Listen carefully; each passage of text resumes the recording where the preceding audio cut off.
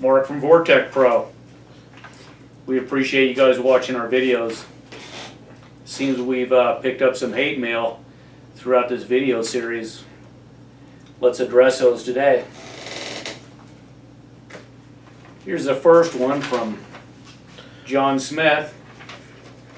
This is a long one, so be patient. Aftermarket heads of any type, aluminum or iron, sized for the engine will beat any GM factory head hands down. Aftermarket heads will resell better. Add to the package in your car, reselling it, or just selling the motor. Aluminum heads will sell better than iron heads. Also, factory iron heads versus aluminum heads is worth 0.7 ET in a quarter mile. You got that down to the exact tenth. Because there is 100 pounds difference between aluminum versus iron heads. And the proof is in the pudding. Even cheap Pro Comp aluminum heads make more power than any factory head. And the front of the car will come up higher when launching the car with the aluminum heads. I can't help it, Tommy.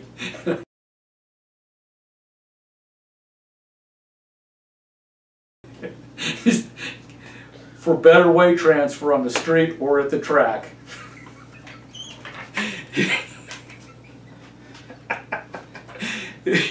If more traction is needed, run aftermarket aluminum heads. Aluminum bolt-on, ready-to-go heads make more power and go faster because they are lighter.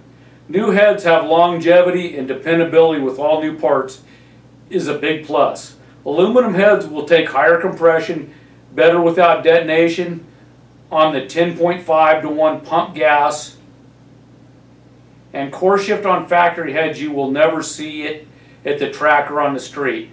And 620 horsepower on a 454 may be possible, but it probably is not going to have much torque behind it because the cam will be massive to make this horsepower and will probably be a solid roller with very high compression, not straightable. Carcraft did an article with the 502 with 781 heads, bigger valves, hydraulic roller, single plane, and it made 520 horsepower and right at 600 pounds of torque across the board. And the compression was about 9 to 1 on this combination.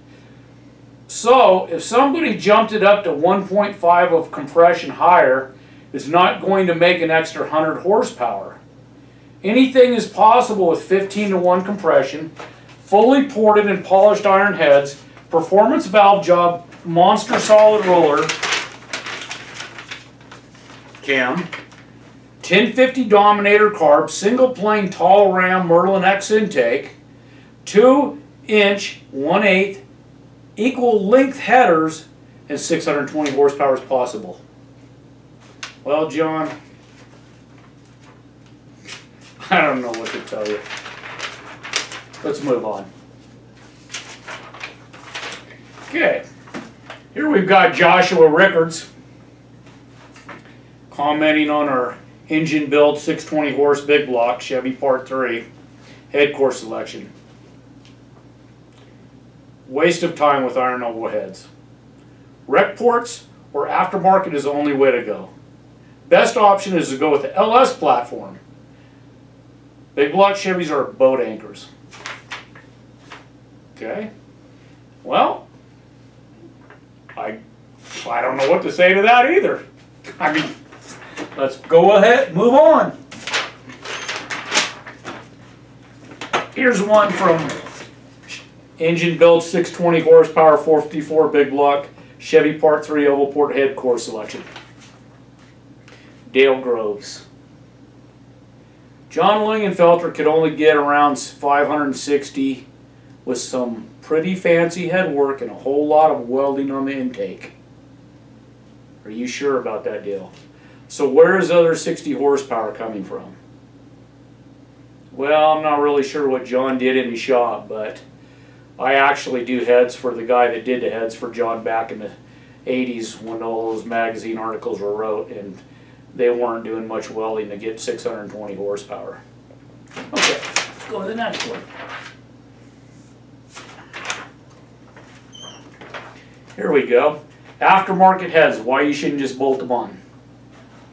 This is Scott H. Because engine builders don't want you to save money, they're coming up with a fallacy that the heads aren't any good. No, actually they have problems and you can fix them or not fix them. I mean, that's up to you. Depends on what kind of engine build you want to do. And for our final hate mail, we have Tom Hutchins. I'm not sure who you are, Tom Hutchins, but why don't you show yourself? Because you've got a lot of comments, and we really enjoy them here. We get a real kick out of your comments. This comment is from valve guide removal and installation for our 620 horse street pump gas 467 build. This guy is a hack. He is centering the hand drill with the old worn seat. The old seat is not only worn, but obviously cut to the non-concentric guides. You always do guide work in a seat machine, not with a hand drill. The guides were not concentric because they are finished bored at the factory after installing. Well, I normally would comment on this, but I want to comment on your next remark. Okay, we got Tom Hutchins here again. Tom's a real head expert. This guy is in another world. You never remove the intake guides on a big block Chevy head. They go through the water jacket and will leak. Also, the guide is not concentric because it is inserted, then finished bored for alignment at the factory. The example he is showing is an extreme case. Tom, the guide doesn't go through water on intake. It's exhaust they go through. Please stand corrected.